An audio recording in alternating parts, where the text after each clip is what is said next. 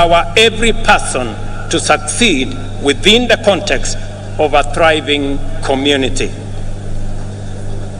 In the course of consultations with Kenyans at the grassroots throughout the country, we identified a number of barriers to effective realization of their economic well-being. The first was the bureaucracy in regulation and compliance, including tax administration.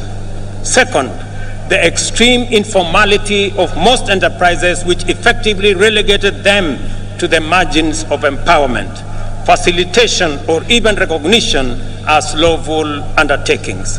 Third was the misconception around expanding the national tax base. Is it about people paying more or more people paying? The answer lies in empowering more Kenyans to enter the taxable income category through intentional effort to create millions of new jobs and millions of new taxpayers in due course. Fourth, a huge number of Kenyans, about 10 million, had either been blacklisted by the credit reference bureaus, of an inability to pay loans advanced by financial technology platforms, or were struggling to pay. Other lenders required hefty securities and valuable assets as collateral, yet these struggling entrepreneurs required financing to acquire such assets. It was clear, therefore, that the prevailing financing and credit facilities were not supportive to the profitable existence of micro, small, and medium enterprises. Self-employment accounts for 51% of all jobs in our economy. 83% or 15.3 million jobs are in the informal sector, and only 3.6 million jobs are in the formal sector, representing a paltry 17%. Considering this employment landscape, it was imperative that we attend to the interests of these undeserved and underserved majority of workers urgently, resolutely, and effectively. This engagement with business community inspired the creation of the Financial Inclusion Fund, or the Hustler Fund, to eliminate the financial cost, delay, and bureaucracy entailed in complying.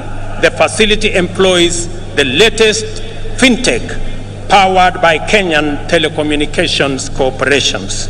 The Hustler Fund also re-engineered the idea of collateral by deploying the borrower's credit score as effective security.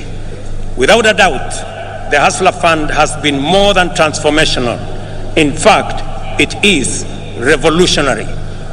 On its way to becoming effectively the biggest financial institution by the number of borrowers and active loans, the Hustler Fund also turned around the country's fintech, transforming it from a predatory ecosystem to a more responsive one.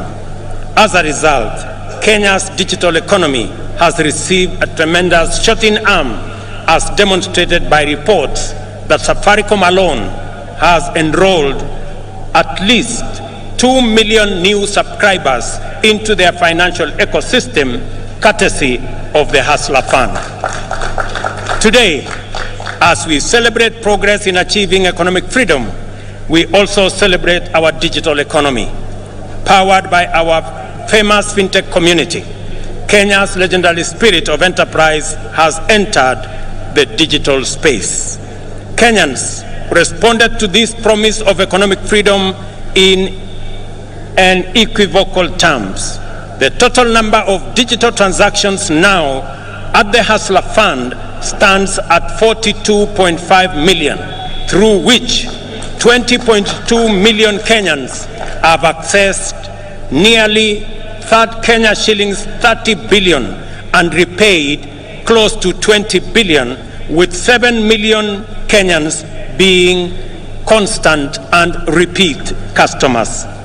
Not a single shilling has been stolen through corruption, and borrowers do not need to know anyone, bribe any official, or go through any complex bureaucratic procedures to access the Hustler